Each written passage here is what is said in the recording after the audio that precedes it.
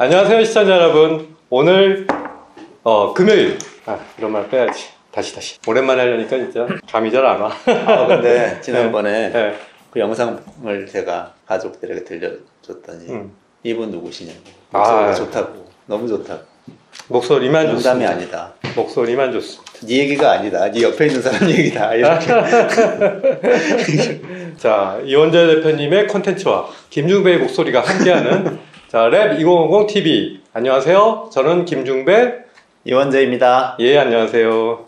자, 저희가 지난 수요일 세 번째 그 농촌 기본소득 실험에 지금 본고장이 되고 있는 경기도 그 연천군 청산면을 다녀왔죠? 네, 목요일에 다녀왔습니다. 아, 그렇습니다. 목요일 날 다녀왔죠? 10일 목요일. 네. 대선 다음 날이죠. 대선은 또 쉬었고요. 대선 잠깐 얘기할까요? 네. 어떻게 투표 잘 하셨습니까? 네, 투표도 잘했고요. 네. 저는 이번에 첫 투표를 하는 가족이 한 분 계셔서 의미 있는 따님을 모시고 가서 따님을 모시고 다 같이 민주주의 민주주의의 소중한 한 표를 행사하셨군요. 그 결과에 대해서 저희는 어떠한 감정이나 어떠한 가치 판단 여기서 하지 않겠습니다. 예. 일단 제가 정확하게 말씀드릴 수 있는 거는 제일 표를 많이 받으신 분이 당선이 되셨습니다. 그리고 그게 딱 절반 정도. 우리나라의 절반과 절반이 맞붙은 것 같아요. 보면 볼수록 전문가다운 풍모가 느껴지세요? 틀리는 말은 절대 안 하시는 것 같아요. 자, 농촌 기본소득 실험을 저희 랩 2950 싱크탱크가 주관해서 하고 있습니다. 청산면을 저도 이번에 두 번째로 다녀오게 된 건데요. 자, 기본소득 정책이라고 하면은 지난 정부 때부터 상당히 우리 사회에서 공론화가 됐었고 특정 후보가 어떤 주요 공약으로 내세우기도 해서 여러 가지로 이제 국민적인 관심, 무엇보다도 코로나 위기 때 이제 재난 기본 소득이라고 이름 붙여진 그것은 상시 주기적으로 계속 발생하는 소득이 아니기 때문에 엄밀한 의미에서 기본 소득이라고 할 수는 없겠지만 재난 기본 소득이라는 의미로 공적인 부조가 제공이 됐던, 그래서 온 국민이 나도 국가로부터 돈을 받는구나라고 하는 어떤 그 감동을 느꼈던, 뭐 일각에서는 퍼주기다라고 하는 비난도 물론 당연히 있었지만요. 그래서 이제 기본소득에 대한 관심은 국민적으로 상당히 높아졌다라고 말할 수 있는데요. 그 기본소득 실험을 우리나라에서 처음으로 이제 시행을 하게 되는 거죠. 우리가 앞서서 다뤘던 영상에서 살펴보시면은 연원이나 여러 가지 저희가 소개를 하고 있으니까 참고로 하시면 될 것 같고요. 오늘 영상에서는 저희가 다녀온 것을 토대로 청산면에 대한 얘기를 좀 해보겠습니다. 네. 청산면. 일단 청산면 어떤 곳인가요? 원장님 간단하게 좀 소개 좀 부탁드릴게요. 네, 지금 세계사적인 실험이죠. 4천여 명에 달하는 모든 주민에게 아이부터 어르신까지 모든 사람이 빠짐없이 개인에게 월 15만 원씩 5년 동안 지역화폐로 기본소득을 지급하는 경기도 연천군 청산면 지역이고요. 이 지역은 농촌입니다. 우리가 흔히 많이 얘기하는 굉장히 전형적인 농촌 마을이라고 할 수 있겠는데요. 제가 지도를 좀 보여드릴게요. 여기 보시면은, 경기도는 다 아실 거고요. 네, 연천군이 요 꼭대기에 있습니다. 연천군은 정말 동두천을 포함하고 있으니까 어디 위치하고 있는지 많은 국민들이 이제 짐작을 하실 거예요. 지도에 맨 북쪽 이렇게 빨갛게 표시된 지역입니다. 조금 더 자세히 보겠습니다. 조금 더 자세히 보면요, 이렇게 서울 경기권 안에서도 제일 북쪽에 위치하고 있죠. 그래서 연천군의 바로 남쪽에 동두천 보이시죠? 동두천, 포천 이런 곳들이 이제 가까이에 있는 북쪽 동네인데, 이 중에서 청산면이 어디냐 이렇게 돼 있습니다. 북한하고의 접경지대가 있는데요. 접경지대에 이렇게 여러 개의 면이 있는데, 청산면은 동두천에 딱 접경에 있는, 계속 제일 남쪽에 있는, 다시 말해서 서울에 가장 가까운 쪽이죠. 그러니까 연천군은 북한 휴전선에 마주하고 있는 몇 개 면이 있고, 그런 반면에 또 이 남쪽에 이 면들이 있습니다. 이렇게 좀 양쪽으로 나눠져 있고, 남북이 조금 분위기는 달라요. 남쪽은 도시에 굉장히 가까이 있기 때문에 조금 도시적이고, 북쪽은 전형적인 휴전선 접경지역, 뭐 안보 관광도 하고 이런 곳들인데요.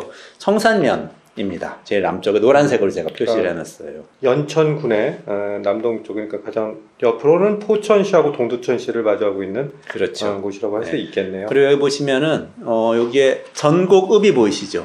전고급은 바로 네, 청산면 바로 왼쪽 위쪽으로 이제 위치하고 있습니다. 바로 서쪽에 있는데요. 이 전고급이 연천군 전체의 사실 경제 중심지예요. 전고급이 중심이군요. 경제 중심지, 경제에 있어서는 동두천이나 파주도 가깝고, 그리고 사실 여기에 여러 가지 뭐 마트라든지 주민들이 많이 사용하신 여러 가지 경제 생활 시설들이 있어서 전고급하고 청산면은 생활권이라고 할 수가 있고요. 북쪽에 연천읍이 있는데 사실 군청은 여기 연천읍에 있습니다. 군소재지가 연천읍에. 군청 소재지가 연천읍에 그렇죠. 있습니다. 연천읍은 바로 청산면과 전고급 위쪽에 위치하고 있네요. 그렇죠. 네, 북쪽에 있고요. 그래서 미국으로 따지면은 연천읍이 워싱턴 DC, 그리고 전고급은 뉴욕 시티 이렇게 얘기할 수가 있어요. 정치 중심지, 경제 중심지. 사실 미국에서 공부하신 분이라고 또 하고 미국을 아니 뭐 그냥 연천군 분들 연천이 만만한 곳이 아니다 이렇게 얘기를 하기 위해서 조금 더 현미경으로 들여다보겠습니다.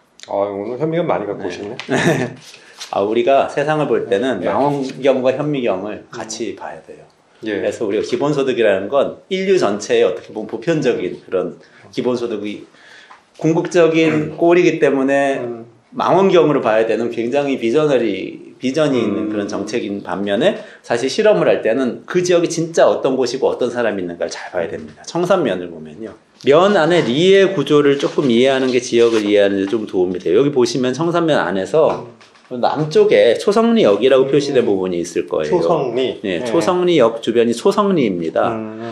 요 초성리에 면사무소가 있어요. 그러니까 사실 요 청산면은 그래도 꽤 넓은데요. 연천군 전체는 뭐 서울보다 조금 넓은 그런 형태고. 연천군 전체가. 연천군을 보면 뭐 인구는 4만 명대인데 사실 면적은 서울하고 거의 비슷합니다. 그렇군요. 네, 근데 청산면도 그래서 꽤 넓은데요. 서울에 뭐 몇 개 구 정도 청산면도 몇 개 구를 합친 수준인 것 정도가 같아요. 되죠. 근데 인구는 4,000명 있고 면사무소는 요 딱 남쪽에 초성리 쪽에 있고요.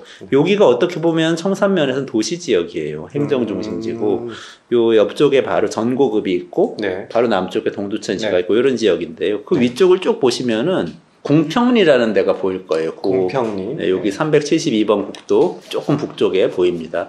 이 북쪽 지역은 굉장히 넓은데 여기 농촌 지역이에요. 그래서 청산면 안에서도 남쪽은 초성리, 행정하고 약간 도시적인 지역, 그리고 북쪽은 궁평리, 그래서 농촌 지역의 허브 이렇게 좀 구조가 되어 있습니다. 그러니까 청산면 하면은 우리 입장에서는 다 농촌 지역 아니야라고 생각할 수 있는데 우리가 현미경을 좀 들여다봐야 됩니다. 들여다보면 도시형 지역과 농촌형 지역으로 이제 나뉘어진다라고 이해를 하면 되겠죠. 서울 사람들은 세상을 서울하고 시골로 나눠가지고 인식을 하잖아요. 그렇죠. 근데 사실은 어떤 지역을 가도 그 지역의 특성이 있고 그 안에 내부의 구조가 있습니다. 이걸 잘 봐야 됩니다. 제가 사는 데도 시골이에요.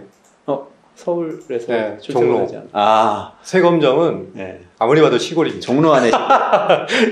그러면은 그곳이 아마 청산면에서 궁평리 정도에 해당하는 맞습니다. 종로에서의 그런 거 궁평리. 같네요. 그리고 참 인구가 3,981명. 이게 3,981명. 2020년 기준입니다. 그리고 최근 3년 동안 인구 감소율이 5.4%. 꽤 높죠. 연간 5.4% 평균으로 줄어들고 있다는 건가요? 3년 동안. 3년 동안. 인구가 꾸준히 연간 5%는 사실 너무 높고. 그러니까 3년 동안에 5%가 줄었다. 20년이면 다 없어지는 거니까 그렇죠. 너무 높고. 완전 지방 3년 동안 5.4%. 그리고 지역 소멸 지수라는 게 있어요. 우리 연구자들이 우리도 지금 집계를 하고 있나요? 지역 소멸 지수가? 우리나라의 지역 소멸 지수는 소멸 위험 지수 고용정보원에서 매년 발표를 합니다. 이상호 박사라는 분이 오랫동안 연구를 하셨고요. 여기 청산면이 0.2 정도가 돼요. 근데 0.2면은 굉장히 위험한 겁니다. 0.5 이하면은 위험하다고 이야기를 합니다. 언젠가는 소멸될 위험이 있는 지역이다. 인구가 감소하고 있으니까 이런 이야기인데 우리나라 전체를 놓고 보면 전형적인 지역 소멸이 일어나고 있는 농촌 지역이다. 이렇게 얘기를 할 수가 있겠습니다. 역사적으로 좀 흥미로운 것도 있어요. 여기가 나당 전쟁 때 굉장히 신라가 그 당나라 군대를 격퇴했다는 매소성 전투라는 게 있어요. 이거 이제 검색해 보시면 많이 나옵니다. 그 매소성이 있었던 그런 지역이라고 합니다. 연구가 탄탄히 되어 있습니다. 매소성 전투의 본부장이기도 하고. 그렇죠. 그리고 전곡은 많이 들어보셨을 거예요. 전곡 들어본 거면 구석기인가요? 신석기인가요? 유적이 있던 네. 곳이죠. 연천 전곡리 맞아요. 전곡리 고궁군 해가지고 유적지로 많이 나오는 그런 곳입니다. 시험 다시 볼까요? 그러면 인구는 그렇고 지역의 좀 특색이나 이런 것들은 좀 그런 것도 한번 살펴볼까요? 어떻게? 네, 지역이 여기가 콩 같은 걸로 유명하죠? 연천 전체를 콩이 굉장히 유명하고 네. 청산면은 네. 연천군 안에서 다른 면들이 있으니까 청산면은 오이가 유명합니다. 아, 오이를 많이 재배하는군요. 네네. 오이가 사실 오이가 일교차가 크면은 아삭아삭하고 맛있다고 그래요. 그래서 여기 오이가 진짜 맛있다고 하고 실제로 여기 보시는 것처럼 오이지를 담근다든지 오이김치 군침 돌죠. 예. 이게 담그는 모습도 담아오고 그랬는데 이런 게 되게 맛있대요. 그래서 이거는 아무한테나 안 알려드리는데 우리는 찾아가면은 어느 오이가 맛있는지 꼭 골라주시겠다고 현장 주민들이 말씀하셨습니다. 아, 현장 주민들하고 밀접하게 우리가 모의 결탁을 하고 있습니다. 택배로도 판매한다고 합니다. 뭐 지금 뭐 쇼핑몰이라도 하시려는 겁니까? 네, 5개 남았습니다. 예. 이렇게 정리를 좀 간단히 하고 넘어가면 지방 소멸, 지역 소멸 위기 지역. 사실 지역 소멸, 지방 소멸이라고 하는 건 일본의 그 마스다 연구소에서 발표를 하면서 일본 열도를 발칵 뒤집히게 했던 그러한 어떤 연구의 파장 영향이 우리나라에서도 이제 전해 오면서 우리도 본격적으로 이제 지방 소멸이나 이런 것들을 우리가 연구를 시작하고 너무 수도권에 사람이 많이 몰려들잖아요. 부동산 문제 지난 정권에서 엄청나게 문제가 됐었지만 사실 그런 것도 무관치 않은 것 같은데 우리 땅덩어리도 좁은데 너무 그렇게 한 군데만 몰려 살고 그나마 있는 땅조차도 대부분 버려두고 수도권에만 모여 사는 이런 모습이 과연 계속 우리가 추구해야 될 모습인지 이런 거에 대해서는 의문이 좀 든다라고 저는 말할 수 있을 것 같고요.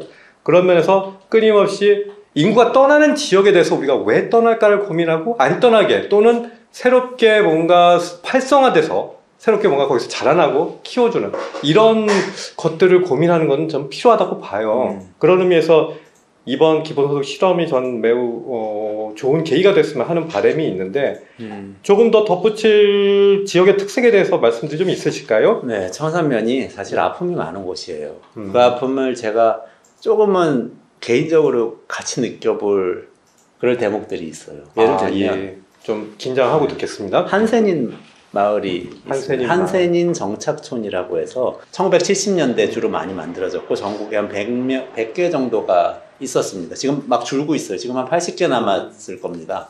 저희 어렸을 때는 문둥이라고 표현을 했었고 나환자라고도 했었고 사실 그게 저는 어린 기억에 영화 배너를 보면서 거기는 문둥이 나환자가 된 배너의 어머님인가요?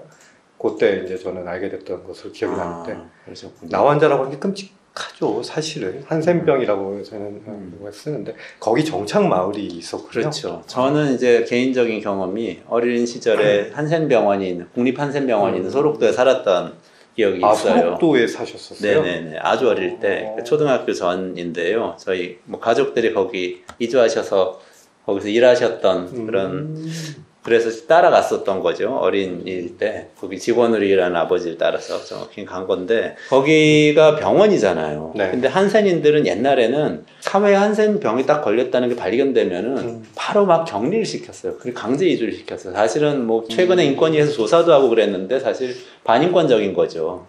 병인데. 좀, 두려워하는 그런 어떤 사람들의 어떤 공포 이런 것도 있고요. 그렇죠. 네. 그래서 소록도 병원에 국립병원이기 때문에 무조건 보냈어요. 그래서 거기서 치료를 시키는데 문제는 뭐냐면 병이 낫거든요. 한센병은 치료가 됩니까? 치료가 됩니다. 완치가 되고 전염성도 완전히 없어져요. 근데 문제는 장애가 생기는 거죠. 몸에 약간의 기형이 생기시는데 그걸 옛날에는 오해를 해가지고 이게 병이 남아있다고 많은 사람들이 생각했어요. 심지어 이 정부 기관에서조차 그거를 다 나은 분들을 또 다 나았는데도 격리를 해야 된다고 생각을 했던 거죠. 그러다 보니까 정착촌, 병원에서 나와서 정착촌으로 흩어져서 자기들끼리 모여서 살게 됩니다. 그게 한 100군데 정도 그러니까 많은 분들이 혐오를 하는 그런 상황이기 때문에 얼마나 외딴 데 가서 사셨겠어요. 외롭고 힘들고 슬픈 삶이라고 할 수 있겠죠. 그런데 그 중에 한 군데가 청산면에 있었으니까 그게 얼마나 외딴 곳이었겠어요. 그렇군요. 뭐 그런 상황이었던 겁니다. 이름은 청산, 정말 아름다운 지명이라고 할 수 있는데 참 많은 아픔을 담고 있는 지명이 곳이네요. 그렇죠. 그것뿐만 아니라 근데 그것만 해도 아픔이 있는데 네. 그 뒤에도 우리가 뭐 서울에서 잘 사는 동네일수록 더 안 받는 시설들이 있어요. 예를 들면 쓰레기 매립장, 소각장, 각종 발전소 이런 거는 사실은 조금 더 소외되고 낙후된 지역일수록 받게 되잖아요. 뭐 관련해서 어떤 지원금도 나오긴 합니다만 네. 이것들이 다 있습니다. 쓰레기 매립장, 소각장도 청산면에도 있고요. 이게 다 청산면에 있군요. 그렇죠. 그리고 뭐 수소 발전소도 지금 들어올 예정이라서 지역에는 이런 이슈들이 굉장히 많이 있고 결과적으로는 뭐 청년들 다 일정한 나이가 되면은 다 떠나려고 하고 일자리가 없기 때문에 그리고 여성들은 여러 가지로 이 그 지역에서 사회생활 하기가 어려워서 많이들 떠나고 그러다 보니까 좀 젊은 사람들이 인구가 굉장히 줄게 되고 그런 상황, 좀 어려운 상황에 있는 곳이다 이렇게 생각을 할 수가 있겠습니다. 듣고 보니까 청산면에 우리가 기본소득 실험하는 건 매우 큰 의미가 있다는 생각이 듭니다. 어떻게 보면 전통적으로 그러니까 오랫동안 소외되고 오는 어떤 아픔과 이런 부분들이 담겨 있는 곳에서 우리가 새로운 출발과 어떤 희망을 이렇게 좀 싹 틔우는 그런 시도를 해본다라고 하는 건 매우 의미 있는 시도라는 생각이 드는데요. 근데 전체 인구는 3년 동안 한 줄었다고 하지만 출산율은 어떤가요, 지역에? 이게 참 어떻게 보면 의외인데요. 청산면만 출산율은 좀 계산하기가 어렵습니다. 근데 연천군의 출산율을 보니까 합계 출산율 2019년이 마지막 잡혔던 수치인데 1.6입니다. 1.6이면은 1.6명 평균보다 높네요.